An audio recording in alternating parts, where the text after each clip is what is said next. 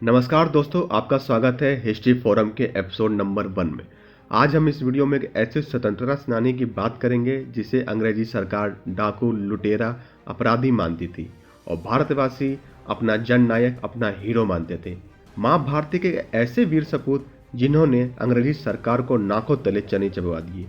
इस वीडियो में हम स्वतंत्रता सेनानी वीर तात्या भील के जीवन को जानने की कोशिश करेंगे, जिससे हम सबको श्रेष्ठ जीवन जीने की प्रेरणा मिल सके। आइए हम इस लेक्चर को शुरू करते हैं।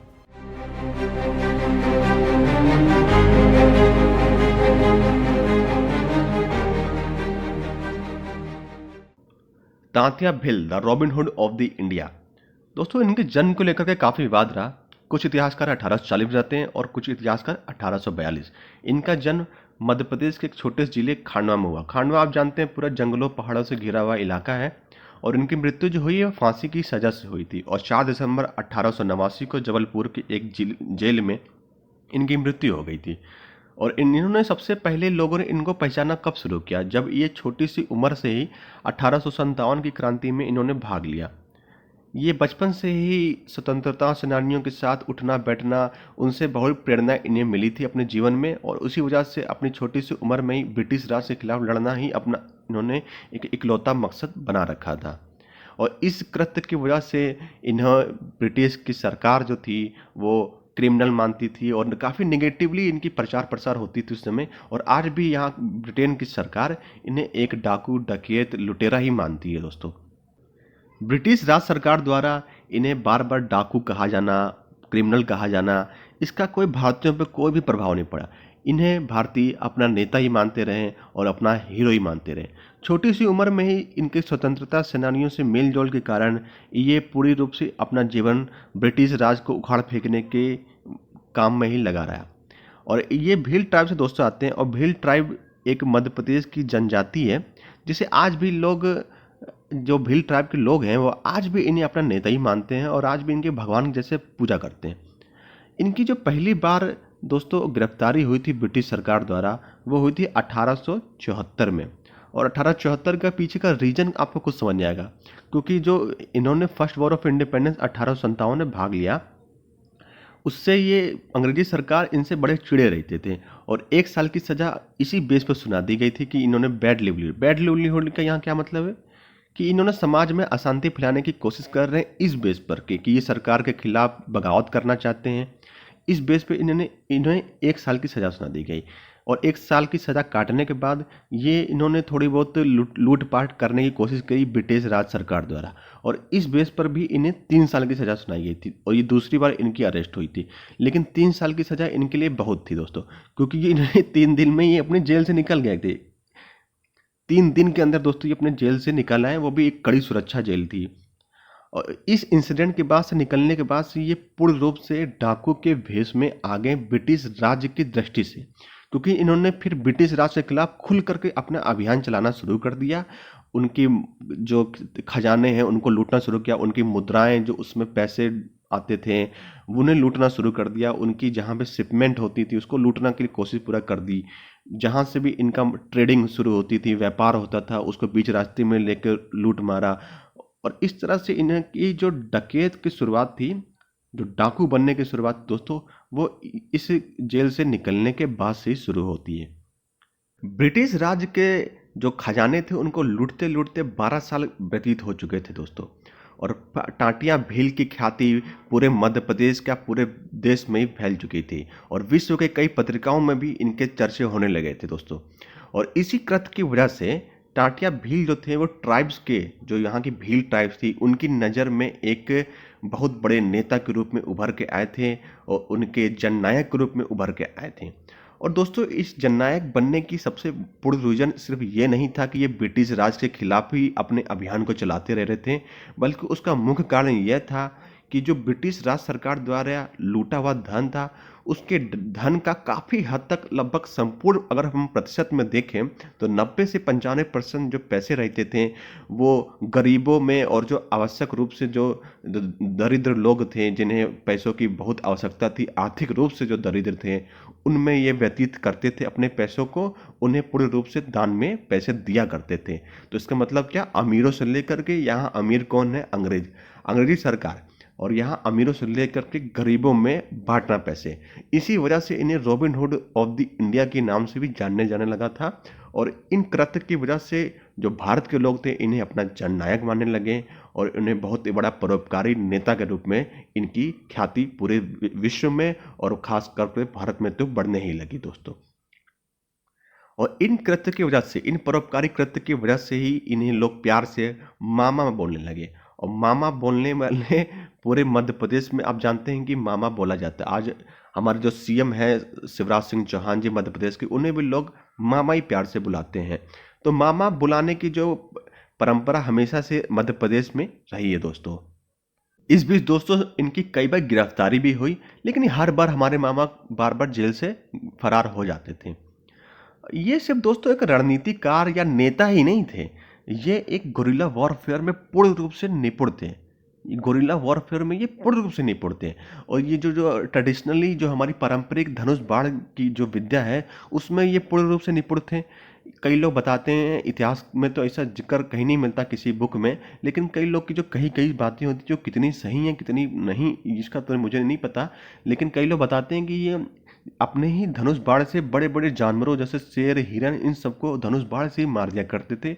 आप जानते हैं दोस्तों ये अपने जंगल वाले एरिया में रहते थे क्योंकि गुरिल्ला वॉरफेयर जंगल से करते थे ये। और इसी वजह से कोई आर्मी के जो कंपनी के जवान थे वो वहाँ जा नहीं पाते थे। और इन दोस्तों जो हैंडलिंग ऑफ द गन्स है, यानी जो उस समय के राइफल्स होती थी उनको भी चलाना जानते थे। ये सिर्फ आर्चरी तक, ये धनुष बाण की कला तक ही सीमित नहीं थे। इन्हें जो शूटिंग की कला में ये बहुत बड़े माहिर थे। और ये इन्हें जो इन्होंने सीखी थी अपनी कला, वो कंपनी के ही कुछ जो सोल्जर्स थे उनके द्वारा ही सीखी थी। क्योंकि जो दोस्तों जो भारतीय जो भर्ती थे कंपनी में, वो इनके कई दोस्त भी थे, कई जानने वाले भी थे और कई इनके मित्र भी थे जो चुपके चुपके इनके आकर के धनुष की कला के साथ साथ और ये जो गन्स की कला है यानी जो राइफल चलाना भी सिखाते थे। इस पूरे वर्ष में इन्होंने दोस्तों ब्रिटिश राज को बहुत ही लूटा और पूरे पूरे मध्य प्रदेश के रीजन में व्यापार पे बहुत ही बुरा असर पड़ा और कंपनी को बहुत सा नुकसान झेलना पड़ा दोस्तों। और इस वजह से कंपनी अब इनसे पूर्ण रूप से परेशान हो चुकी थी। अब उनसे किसी भी तरह का नुकसान बर्दाश्त नहीं होता था और वो किसी भी रूप से जो वहाँ के ऑफिसर्स थे अब इन्हें मरा हुआ ही देखना चाहते थे दोस्तों। ऐसा नहीं है कि दोस्तों कि ब्रिटिश राज ने कभी इन्हें मारने की कोशिश नहीं करी। ब्रिटिश राज ने इन्हें बार बार मारने की कोशिश करी, लेकिन जैसे कि मैंने आपको बताया ये गोरिल्ला वारफेयर में पूर्ण रूप से एक्सपर्ट थे और खांडवा के जंगलों में रहने की वजह से, गोरिल्ला वारफेयर एक्सपर्ट होने की वजह से कभी वहाँ कंपनी के जवान जा नहीं पाते थे और जाते भी थे तो सिर्फ वो विफल होकर ही आते थे, कभी मार नहीं पाते थे। और कई बार उन्होंने जेल में जब डालने की कोशिश करी तो भाई जेल से भी भाग जाया करते थे। तो ये ब्रिटिश सरकार के लिए बहुत ही मुश्किल हो गई थी दोस्तों। लेकिन अब ब्रिटिश सरकार क्या करी, अब ब्रिटिश सरकार ने एक नई योजना बनाई। इन्होंने अब इनके परिवार पर नज़र डाली। अब इनके परिवार में इनकी बहन थी और उनके जो जीजा थे यानी बहन के पति। तो ये जीजा थोड़े से लालची स्वभाव के थे व्यक्ति उनका। तो उन्होंने इनके जीजा को लालच देना शुरू किया। इनके जीजा का नाम क्या था, गणपत। और इनके जीजा को बोला कि आप हमें इनकी लोकेशन बता दें, ये इस टाइम पे कब कहाँ जाएंगे तो हम आपको ये इनाम देंगे, इतनी राशि पुरस्कार में देंगे। तो इस लालच में इनके जीजा गणपत आ जाते हैं दोस्तों गणपत अब पूर्ण रूप से अंग्रेजों के साथ मिल चुका था। तो दोस्तों अंग्रेजों ने अपनी योजना के तहत गणपत के द्वारा तांतिया भील तक एक झूठी खबर पहुंचा दी।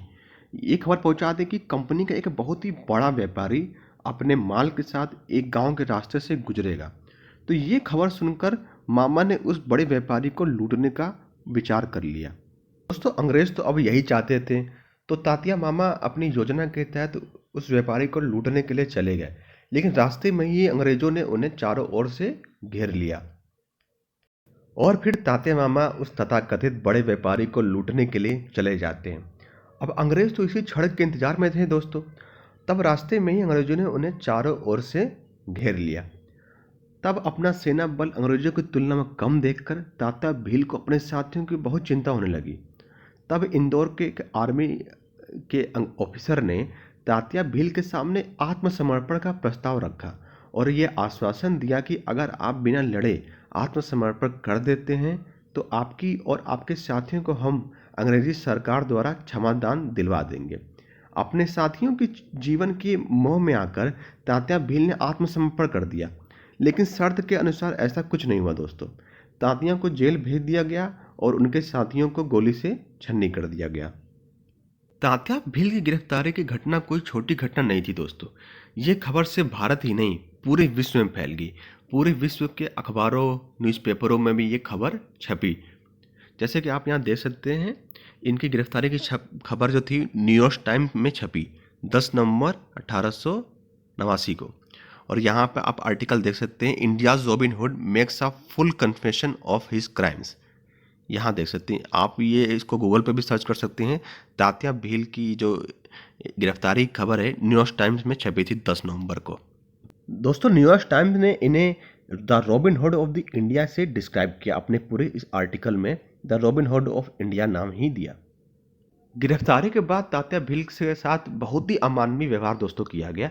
उन्हें बहुत बड़े सिकड़ों चैन से पूरा हमेशा बांध कर रखा जाता था। उन्हें दिन भर टॉर्चर करना, खाना भी सही से ना देना, पूरा टॉर्चर से उनके पूरे शरीर पे बहुत ही मार्क के निशान थे दोस्तों, चोटों के निशान थे। और गूगल पे कुछ फ़ोटोज़ भी मिलती हैं, मुझे नहीं पता वो सही हैं कि गलत हैं। कुछ फ़ोटोज़ में उन्हें बहुत ही दुर्मम स्थिति में दिखाया गया, उनके पूरे शरीर पे निशान दिखाए गए। आप चाहो तो सर्च कर सकते हो। मैं चाहता तो इस अपने लेक्चर में उस फ़ोटो का यूज़ कर सकता था, अपनी यहाँ फ़ोटो डाल सकता था, लेकिन मुझे नहीं सही लगता ये मॉरली रूप से कि इतने बड़े व्यक्तित्व की हम इस तरह की स्थिति को दुनिया के सामने प्रदर्शित करें। हम वीर तात्या भील को ही जानते हैं, हम वीर तात्या भील को ही मानते हैं, तो हम नहीं चाहते कि कभी इस तरह की उनकी स्थिति लोग के सामने आए, वो लोग देखें। मैं ये नहीं चाहता था दोस्तों तात्या भील के साथ हुए इस दुर्व्यवहार के कारण जो भील समुदाय था वो बहुत आक्रोशित हो चुका था। दोस्तों जो जबलपुर का जो सेशन कोर्ट था उसने इनकी जो फांसी की सज़ा थी वो 19 अक्टूबर 1889 को सुना दी और फांसी की सज़ा देने के ऐलान कर दिया गया। लेकिन जो ब्रिटिश की जो सरकार थी दोस्तों, जो अंग्रेज़ों की सरकार थी, वो बहुत डरी हुई थी। वो डरी हुई थी कि जो आक्रोश है जनता में, जो भील समाज में आक्रोश है, उससे वो कैसे लड़े, क्योंकि उनके आक्रोश से ये अंग्रेज़ों को बहुत नुकसान हो सकता था, क्योंकि उनकी संख्या कम नहीं थी दोस्तों, उनमें कई तरह की बगावत हो सकती थी। लेकिन फिर भी सज़ा इनकी दी गई और फांसी हुई हमारे तात्या भील, वीर तात्या भील जी की।